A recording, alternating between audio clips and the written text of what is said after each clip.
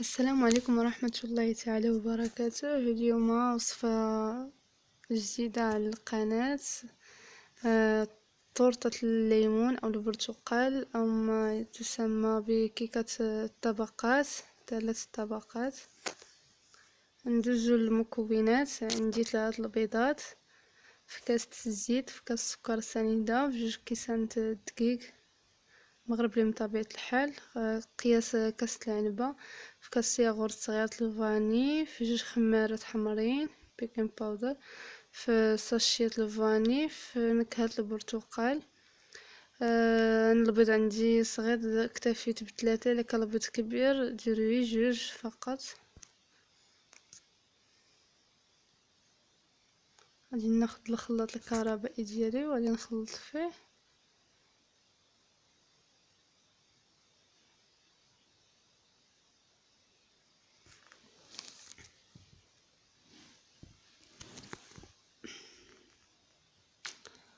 نضيف ليه البيض ونضيف ليه السكر سنيدة ونضيف ليه فاني ونضيف ليه قبيصة الملح اللي تكون ضروري اي وصفة.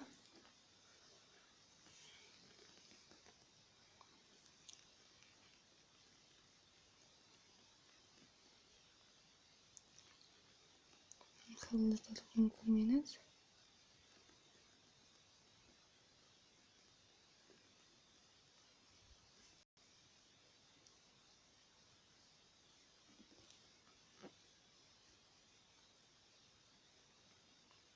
نضيف ليه داك كاس الزيت.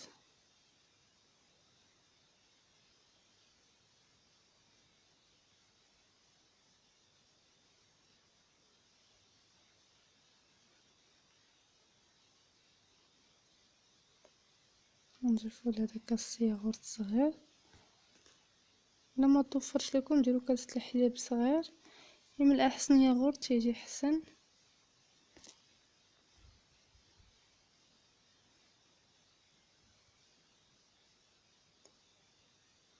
ياغورت الفاني.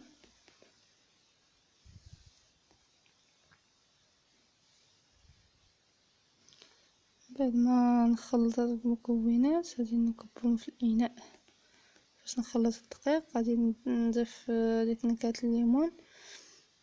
تتعجبني في الكيك وتجي زوينه حتى في البسبوسه والحرشه، تعطي واحد النكهه زوينه وواحد اللون الكيكه زوينه.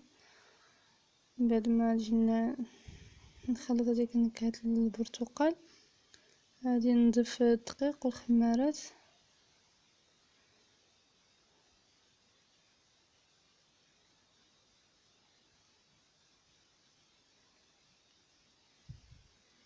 نبدا نضيف الدقيق شوي بشوي.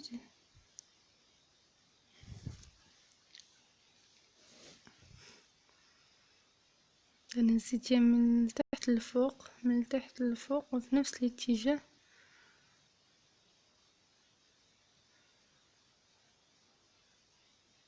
وهنا نشوفوا الخليط بدا يشكل لنا شكل 8 وما تتقطعش. نكتفيو من الدقيق صافي. كادي تشوفوا معايا دابا تنشكلو على شكل 8. هنا ما تقطعش. نكتفيو من الدقيق.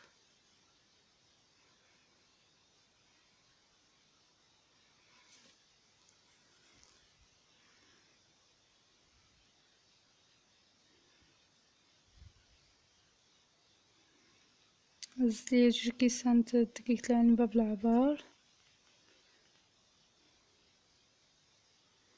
شدو معايا. نكتفي من الدقيق كده نشكل شكل 8. ما تقطعش ليا. ندهن الطاوة ديالي نكف هاد الخليط. ماشي من الضروري اي طاوة عندكم مربعة مستطيلة اللي موليتي تحلو من الجناب، اي طاوة. انا تنفضل هادي تجي حجم عائلي. غادي نوزع داك الخليط ديالي وندخلها للفرن. الفرن تندخلو ليه انا بارد. ديما اللي بغينا نكبو الكيك ديالنا نهزو يدينا الفوق باش تهوى الكيك.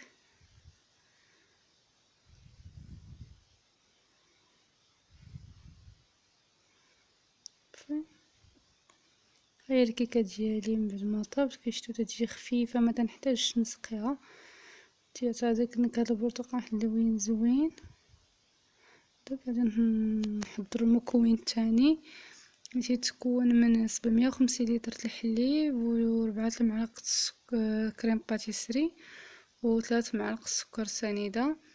750 لتر الحليب اللي ما عندوش العبار هي نص لتر الحليب وضيف ليه 2 كيسان العنبات الحليب، نص لتر الحليب وضيف ليه 2 كيسان العنبات الحليب كريم باتيسري الفاني كشتو معايا ما تعرفهاش. وغادي نخلط المكونات في الحليب بارد عاد باش نضيفهم فوق البوطه باش ما يتكورش ليا داك الحليب ديالي. شتو معايا باش نحطهم فوق البوطه ويدي ما تتزقاش على التحريك فوق البوطه باش ما يلصقش ليا داكشي في الكاسرونه، حيت الا لصق تيطلع لكم داكشي كحل، تيطلع داكشي كحل. خاص يديك كاع تزق على التحريك.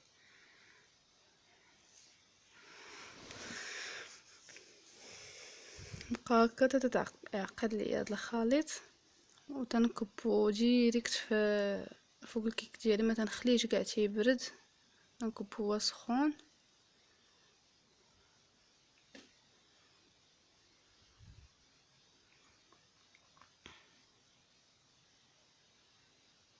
من بعد ما تقال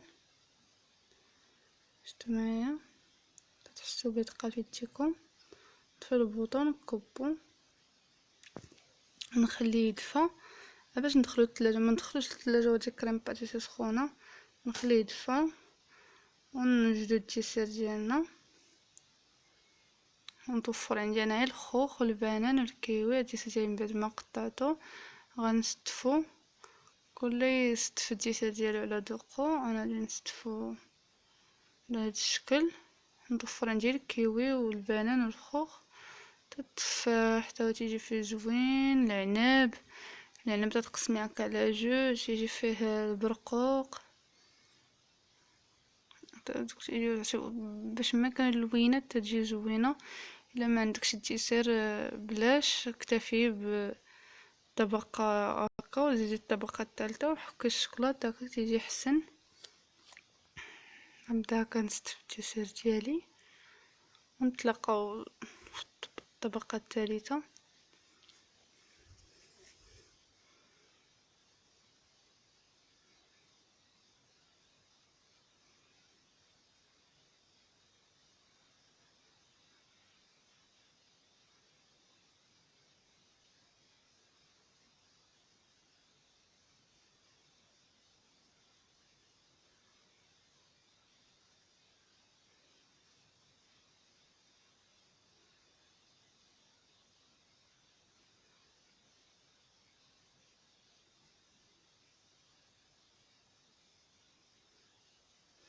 الطبقه الثالثه نحتاج نستدرج الليمون اللي مصفي، 3 فلونط الفاني، 3 معالق السكر سنيده.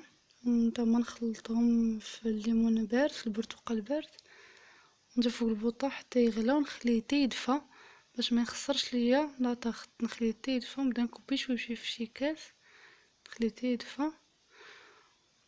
نخشيو لي صاع الطورطه ديالنا من بعد ما يدفى في الثلاجه. الا كنتو زربانين نخشيوها في الكونجيلاتور تقريبا ساعه ولا ساعتين تكون واجده.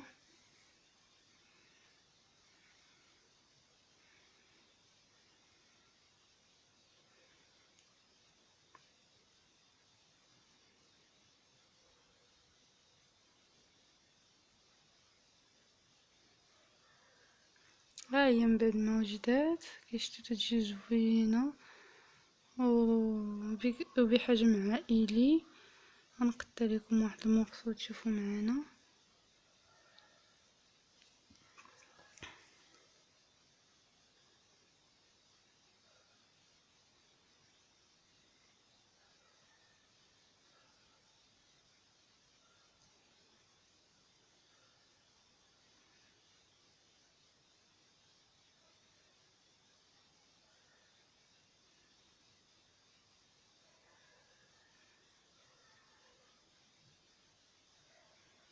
هي من بعد ما قطعتها كيشتو تجي زوينه ونتاع الصيف الصراحة تجي باردة، وعلاش لا نبيو نزورو احد الاقرباء ديالنا ما نتواش في يدينا، ندخلوها معنا في يدينا.